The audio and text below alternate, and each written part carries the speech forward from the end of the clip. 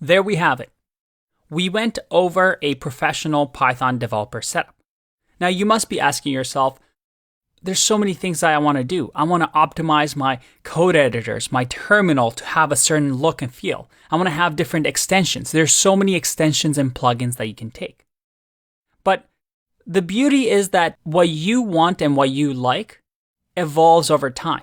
And you'll have to customize your terminal or command prompt to different ways, different color schemes, having different tools available to you.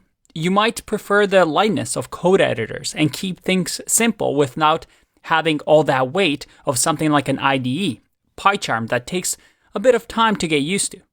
That's why I personally like Sublime Text. Nice, really lightweight, and whenever I need a plugin or extension, I can install it and just use that.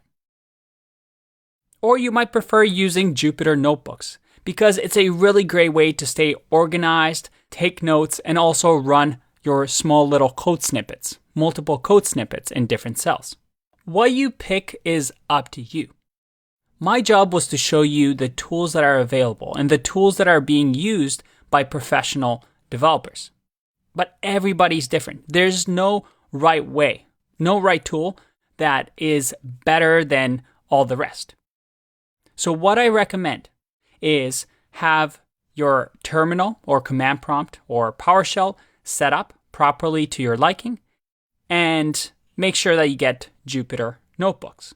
But when it comes to code editors or IDEs, just pick one that you like, maybe even try Spider if you want, and stick with that. Because as you spend more time coding in one environment, you'll get better and better and more used to it. So as a final exercise for this section, pick one of these code editors or IDEs and customize it to your liking. Make it just right. And once you do that, trust me, it's like every time you code, you enter your home with all your favorite tools, furnitures, and things. I'll see you in the next one. Bye-bye.